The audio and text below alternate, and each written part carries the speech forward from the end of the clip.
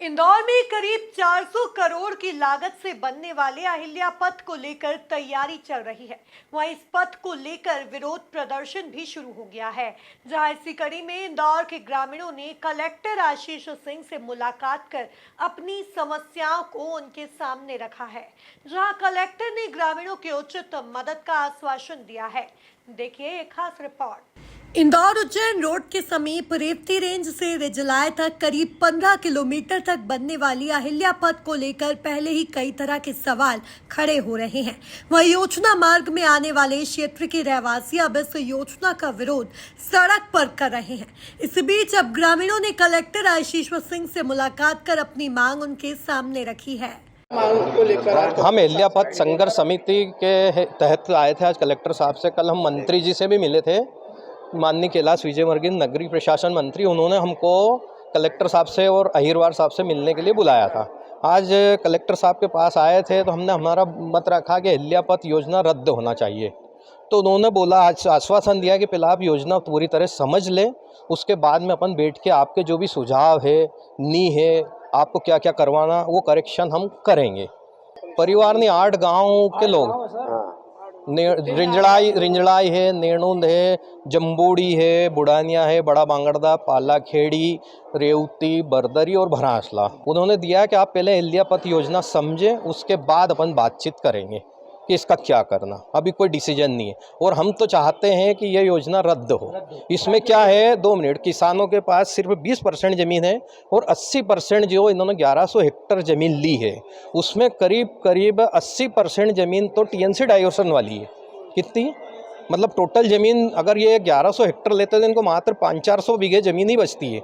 नेणुन में ज़मीन है नहीं, भरासले में तो ज़मीन है ही नहीं, वहाँ तो किसान कोई आया भी नहीं। बरदरी में ज़मीन नहीं है, रेवती में ज़मीन नहीं, क्योंकि सब बिल्डरों ने ले ली, सब टीएनसी करवा ली।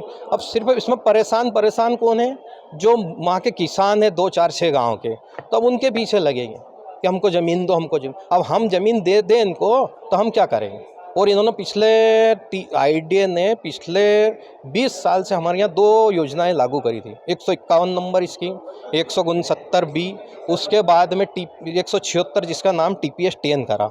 उसमें आज तक कोई भी डेवलपमेंट नहीं है। सिर्फ 151 नंबर में जो सुपर कॉरिडोर बना, वहाँ भी 1-2 बिल्डिंग 20 साल में बनी, और 176 जो शिवराज सिंह जी लागू करके गए थे, उसका नाम इन्होंने बदल के TPS 10 करा था।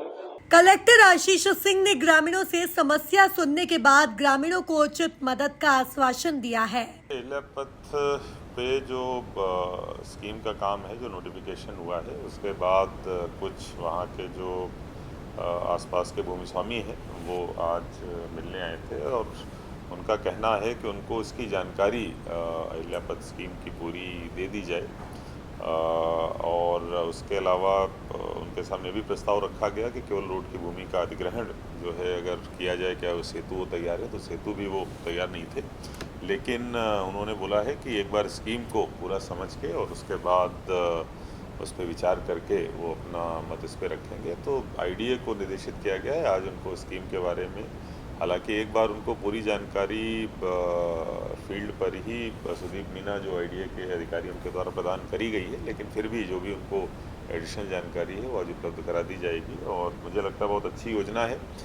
जो आईडीए की स्कीम्स हैं 50% ज़मीन वापस करके लैंड पूलिंग वाली, बहुत सफलतापूर्वक चल रही हैं और इस पर भी किसी को कोई आपत्ति नहीं होनी चाहिए। कुल मिलाकर देखा जाए तो इंदौर में करीब 400 करोड़ की लागत से बनने वाले अहिल्या पथ को लेकर तैयारी चल रही है। वहीं इस पथ को लेकर विरोध प्रदर्शन भी शुरू हो गया है, जहां इसी कड़ी में इंदौर के ग्रामीणों ने कलेक्टर आशीष सिंह से मुलाकात कर अपनी समस्याओं को उनके सामने रखा है, जहां कलेक्टर ने ग्रामीणों के उचित रास्ता निकालने का आश्वासन दिया है। Bureau report, MP news, Indore.